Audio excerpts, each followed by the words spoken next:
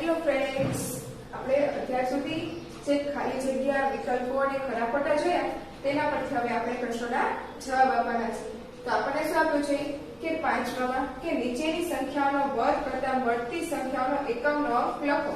એટલે કે આ જે સંખ્યા છે એનો વર્ગ કરતા આપણને એકમનો અંક શું મળે છે એ આપણે લખવાનું છે. તો ફ્રેન્ડ્સ, હવે આમાં શું કરવાનું થશે તો કે પહેલું તો તેમાં શું આપ્યું છે 52 આપ્યા છે ને આપણને. હવે આપણે 52 નો વર્ગ કરીએ અને પછી એકમનો અંક શું આવે એ આપણને કરતા તો વાર લાગે ને. તો આપણે જલ્દીથી કરવું હોય તો શું કરવું પડે? તો જુઓ ફ્રેન્ડ્સ, આપણે એકમનો અંક આમાં શું આપ્યો છે 2, તો તેનો વર્ગ કરીએ તો શું આવશે આપણે તો કે 4 આવે. તો હવે આનો વર્ગ કરીએ ને ત્યારે પણ એકમનો અંક શું આવે તો કે 4 જ આવે. તો શું થઈ ગયું તો કે 52 છે એનો વર્ગ કરતા એકમનો અંક શું મળશે તો કે 4, એટલે કે 2 નો વર્ગ 4. હવે તેવી જ રીતના જુઓ બીજામાં શું આપ્યું છે 73 આપ્યા છે. તો 3 નો વર્ગ શું થાય 9, તો એકમનો અંક તેનો શું થશે 9. હવે જોઈએ અહીંયા આગળ તો શું આપ્યા છે 87 આપ્યો છે. તો 7 નો વર્ગ શું થાય તો કે 49 થાય ને. તો તેમાં એકમનો અંક શું આવ્યો 9 આવ્યો, એટલે કે શું આવશે 9. હવે જોઈએ ચોથું તો તેમાં શું આપી છે 56 આપ્યા છે. તેમાં એકમનો અંક શું છે 6 છે. તો 6 નો વર્ગ શું થાય 36. તો એમાં એકમનો અંક શું આવ્યો તો કે 6, એટલે શું જવાબ આવે તેમાં 6. હવે જોઈએ પાંચમું તો તેમાં તો કે 95 આપ્યા છે. તેમાં 5 લ્યો એ શું છે તેનો એકમનો અંક. તો 5 નો વર્ગ શું થાય 25. તો એ પણ શું આવશે 5 નો વર્ગ છે એટલે થાય 25. તો તેનો એકમનો અંક શું આવશે 5. હવે જોઈએ 39 માં શું આપ્યો છે એકમનો અંક તો કે 9 નો વર્ગ શું થાય તો કે 81. તો શું આવ્યો એકમનો અંક 1, એટલે કે શું મળશે આપણને જવાબમાં 1. હવે જોઈએ 84 બરાબર. તો કે 84 છે તો કે એમાં એકમનો અંક શું છે 4 નો વર્ગ શું થાય 16, એટલે કે 6. હવે જોઈએ 8 તો તેમાં આપ્યું છે 38. હવે એમાં એકમનો અંક છે 8 નો વર્ગ શું થાય તો કે 88 64, એટલે કે 4. તો ફ્રેન્ડ્સ, સમજાઈ ગયું ને બધાને? હવે જ્યારે આવું પૂછવામાં આવે તો જલ્દીથી આવડી જાય ને. 52 × 52 કરવા જાઓ તો ઘણી વાર લાગી જાય. ત્યારે આપણને એકમનો અંક મળે એના કરતા તો આવી રીતના જલ્દીથી મળી જાય અને સહેલું પણ લાગ્યું ને અને મજા પણ આવી ને. તો હવેથી જ્યારે પણ આવી રીતના પૂછવામાં આવે ત્યારે શું કરવાનું તો કે એકમનો અંક હોય તેનો વર્ગ કરીને તેનો એકમનો અંક લખી લેવાનો. તો ફ્રેન્ડ્સ, બધાને સમજાઈ ગયું? તો ચાલો જોઈએ હવે છઠ્ઠું. તો છઠ્ઠા ક્વેશ્ચનમાં શું કીધું છે કે નીચેની સંખ્યાઓમાં જે સંખ્યાઓ પૂર્ણ વર્ગ હોવાની શક્યતા હોય તેની સામે સાચું અને જે પૂર્ણ વર્ગ હોવાની શક્યતા ન હોય તેની સામે ખોટાની નિશાની કરો. એટલે કેમ કીધું છે આપણને એમ લાગે કે આનો વર્ગ નીકળી શકતો હોય તો તે સંખ્યાની સામે શું કરવાનું રાઈટની નિશાની, અને ન નીકળી શકતો હોય તો રોંગની નિશાની. હવે જોઈએ તો કે 81 તો કે 81 નું વર્ગમૂળ નીકળી શકે તો કે હા, એટલે કે આ કેવી સંખ્યા છે તો કે એનો પૂર્ણ વર્ગ હોવાની શક્યતા છે, એટલે કે હા. હવે આમાં એકમનો અંક શું છે તો કે 9, તો 9 નું વર્ગમૂળ નીકળી શકે તો કે હા, એટલે કે એ પણ પૂર્ણ વર્ગ છે. હવે જોઈએ 4000 તો 4000 માં કેટલા 0 આપ્યા છે 3, એટલે કે તેનું વર્ગમૂળ નીકળી શકે નહીં, એટલે કે ખોટું. હવે છે 36 એટલે કે 36 તો 36 નું વર્ગમૂળ નીકળી શકે કેટલું તો કે 6 36, એટલે કે એ પણ સાચું છે. હવે જોઈએ તો કે 841 હવે તેમાં એકમનો અંક શું છે 1, એટલે કે તેનું વર્ગમૂળ પણ નીકળી શકે. હવે જોઈએ તો કે 4 એકમનો અંક 4 છે તો 4 નો વર્ગમૂળ નીકળી શકે ને, એટલે એ પણ સાચું, એટલે કે પૂર્ણ વર્ગ હોવાની શક્યતા છે. પછી શું આપ્યું છે 56, એટલે કે તેનું વર્ગમૂળ પણ નીકળી શકે તેમ છે, એટલે કે રાઈટ. પછી છે 81 તો હવે જુઓ એમાં 2 0 આપ્યા છે એટલે 2 0 નો કેટલો થઈ જાય 1 0 અને 81 છે તો 9 91 એટલે કે તે પણ સાચું છે. હવે જોઈએ આ તો તેમાં 4 આપ્યા છે તો 4 રહ્યા એ પૂર્ણ વર્ગ છે, એટલે કે સાચું. હવે જોઈએ તો કે 9 નું વર્ગમૂળ પણ નીકળી શકે એટલે એ પણ સાચું. 25 તો 25 નું વર્ગમૂળ પણ નીકળી શકે એટલે એ પણ સાચું. પછી છે 8 તો 8 નું વર્ગમૂળ નીકળી શકે નહીં. 3 તો 3 નું વર્ગમૂળ પણ નીકળી શકે નહીં. 7 તો 7 નું વર્ગમૂળ પણ નીકળી શકે નહીં. અને 9000 તો 9000 નું વર્ગમૂળ પણ નીકળી શકે નહીં, કેમ કે 3 0 છે. તો ફ્રેન્ડ્સ આ પણ બધાને સમજાઈ ગયું. તો આપણે આ દાખલા સહેલી રીતે કરી લીધા. તો ફ્રેન્ડ્સ આ દાખલા તમારે સોલ્વ કરવાના છે બીજા. ઓકે, તો ચલો આપણે આગળ જોઈશું. તો જોઈએ હવે પ્રશ્ન નંબર 7. તો તેમાં શું કીધું છે? ક્વેશ્ચન નંબર 7 માં કે વર્ગમૂળ શોધો. હવે આપણને રકમ આપી છે તેનું આપણે વર્ગમૂળ શોધવાનું છે. પણ કેવી રીતના? તો કે ગણતરી કરી. આમ તો આપણને ખબર પડી જાય કે 14 નું વર્ગમૂળ 12 છે, 256 નું વર્ગમૂળ 16 છે, પરંતુ આપણે શું કરવાનું છે? ગણતરી કરીને આપણે વર્ગમૂળ શોધવાના છે. તો એ કેવી રીતના? ચાલો આપણે જોઈ લઈએ અને શીખી લઈએ. તો જો પહેલો દાખલો શું આપ્યો છે? 144 આપી છે રકમ. તો હવે શું કરવાનું? તો કે હવે આપણે આના કરવાના અવયવ. તો ચાલો આપણે અવયવ પાડી લઈએ. હવે અવયવ પાડવા માટે 144 તો હવે બેકી સંખ્યા છે તો 2 વડે ભાગ ચાલશે. તો કે 2 વડે ભાગ ચલાવીએ 2 સત્તા ને 14, 2 એકા 2, હજી 2 વડે ભાગ ચાલે એટલે કે 2, 2 તરી 6, 2 6 12, હજી 2 વડે ભાગ ચાલે એટલે કે 2 એકા 2, 2 8 16. પછી હવે તો કે હજી 2 વડે ભાગ ચાલે એટલે કે 2 9 18. તો હજી હવે 2 વડે ભાગ ચાલે નહીં. તો હવે તો કે હવે 3 વડે ભાગ એટલે કે 3 એકા 3 અને 3 એકા 3 તરી 9 અને 3 એકા 3. તો આપણી પાસે શું આવ્યું? તો જુઓ 144 છે તો આપણે શું કરવાનું? 2 2 ની ગુણાકારમાં લેવાના. એટલે કે આપણે વર્ગ કરવાનો હોય ને એટલે 2 2 લેવાના. એટલે કે 2 ગુણ્યા 2 ગુણ્યા 2 ગુણ્યા 2 બરાબર 3 ગુણ્યા 3 ગુણ્યા 3. તો હવે આને આપણે કેવી રીતે લખી શકાય? તો કે 2 નો વર્ગ એટલે કે આ, પછી ફરી ગુણ્યા આ 2 લઈ લીધા, 2 નો વર્ગ વળી આ લેવાના એટલે કે 2 નો વર્ગ ગુણ્યા તો કે આ 3 નો વર્ગ, 3 2 વખત છે એટલે કે 3 નો વર્ગ થાય. તો હવે શું થશે? તો આ ત્રણેયનો ગુણાકાર અને છેદ અને વર્ગ એટલે કે 2 ગુણ્યા 2 ગુણ્યા 3 કૌંસ ઉપર વર્ગ. હવે તો ગુણાકાર કરવાનો. તો ચલો 2 દુ 4, 4 તરી 12, 12 નો વર્ગ મળી ગયું. તો આ શું આવી ગયો આપણો જવાબ? શું આવ્યો? 12 નો વર્ગ એટલે કે 144 બરાબર 12 નો વર્ગ. તો ફ્રેન્ડ્સ સમજાઈ ગયું ને બધાને? હવે શું કરવાનું છે? તો કે હવે આપણે આનું વર્ગમૂળ કાઢવાનું છે. તો 144 બરાબર હવે આનું શું કરવાનું? તો કે આને વર્ગમૂળમાં લઈ જવાના. 12 નો વર્ગ.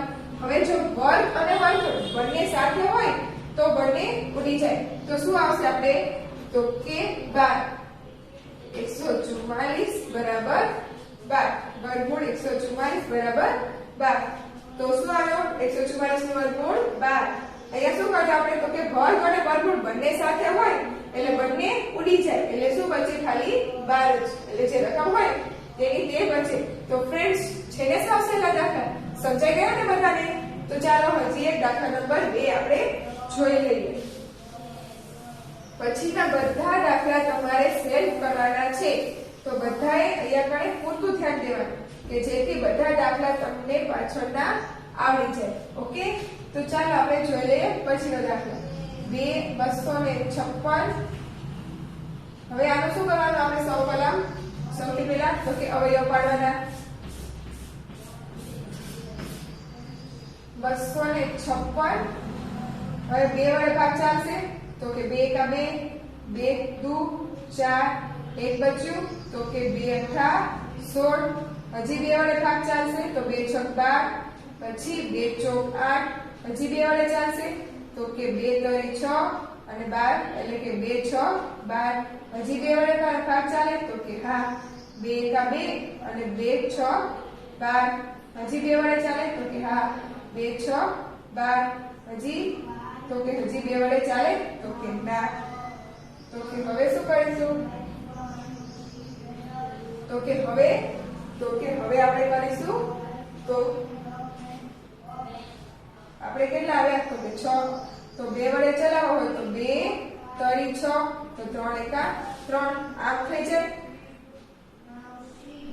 તો જુઓ હવે શું થયું તો કે અહીંયા આપણે કેટલા લઈ લીધા તો કે 2 લીધા એટલે કે 126 એટલે કે 2 લીધા તો કે 2 એકા 2 2 દુ 4 2 સત્તા ને 14 એટલે કે આપણી પાસે શું આવ્યું તો કે આપણે કેટલા આવ્યા તો કે 16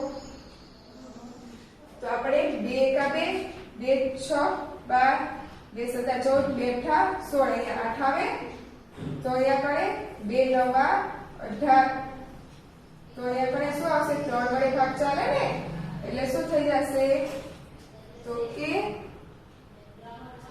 2 અઠા ને અહીંયા 16 2 6 એટલે શું થયું અહીંયા કરે તો કે 2 અઠા 16 અને 2 ચોક 8 અને 2 દુ 4 અને 2 કા 2 આમ થયું અહીંયા કરે 2 આવી રીતના થયું તો હવે કેટલી વખત 2 આવે તો 1 2 3 4 5 6 7 8 8 વખત 2 આવે તો હવે લખી લેવાનું કે 256 બરાબર 8 વખત 2 લખાય એટલે કે 2 ગુણ્યા 2 ગુણ્યા 2 ગુણ્યા 2 ગુણ્યા 2 ગુણ્યા 2 ગુણ્યા 2 ગુણ્યા 2 હવે તો 2 જોડી લઈ લેવાનું એટલે કે 2 નો વર્ગ ગુણ્યા 2 નો વર્ગ ગુણ્યા 2 નો વર્ગ ગુણ્યા 2 નો વર્ગ આમ થયું એટલે કે 2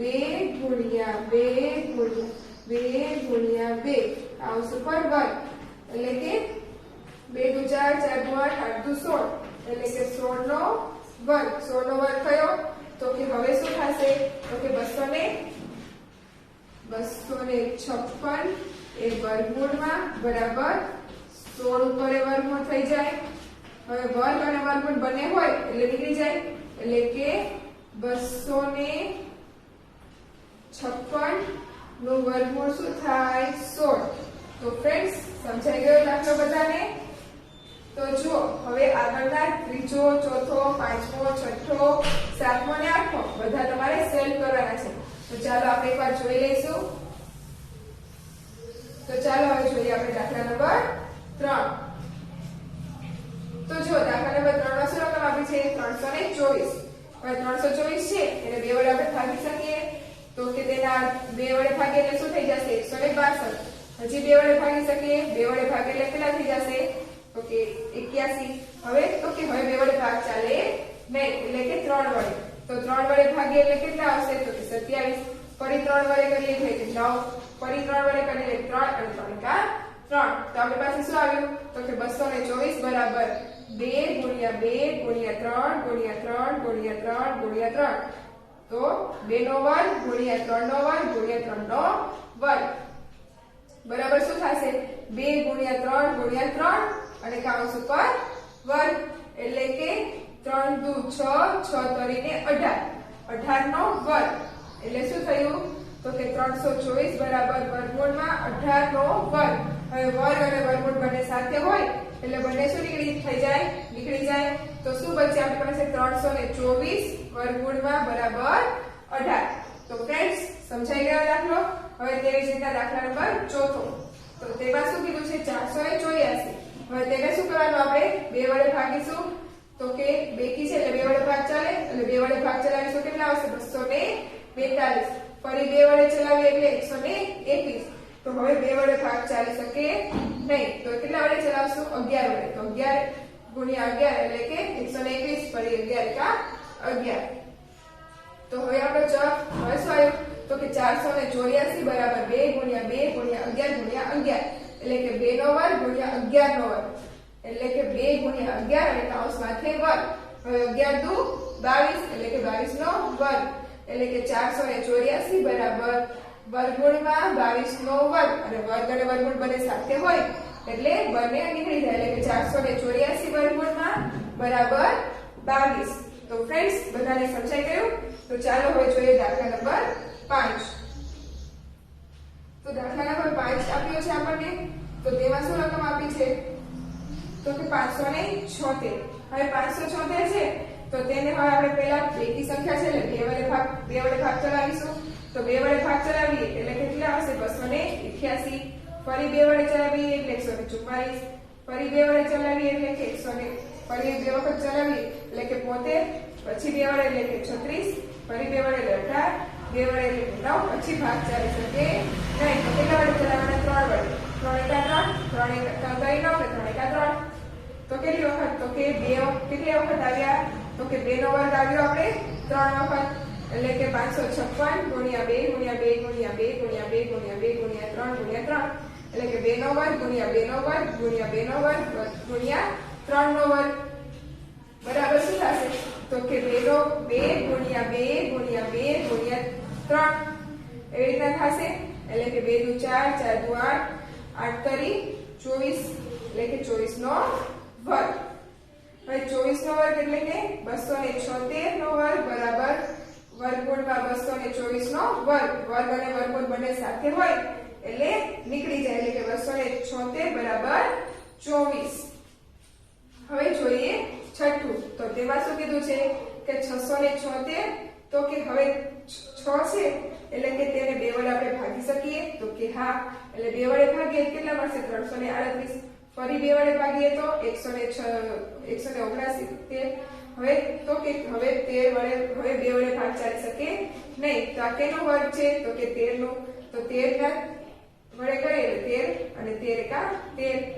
તો શું આવે? તો 676 બરાબર 2 ગુણ્યા 2 ગુણ્યા 13 ગુણ્યા 13. એટલે કે 2 નો વર્ગ ગુણ્યા 13 નો વર્ગ. તો હવે બેની માથે વર્ગ છે એટલે શું કરવાનું? તો કે 2 ગુણ્યા 13 અને કૌંસ ઉપર વર્ગ. એટલે 13 દુ 26 નો વર્ગ. એટલે કે 676 બરાબર વર્ગમૂળમાં 26 નો વર્ગ. એટલે કે વર્ગમૂળમાં 676 બરાબર વર્ગ અને વર્ગમૂળ બંને સાથે હોય એટલે કે બંને નીકળી જાય. એટલે શું આવશે? તો કે 26. હવે તેવી જ રીતના જોઈ લઈએ 7મું. તો 7માં શું કીધું છે કે 784.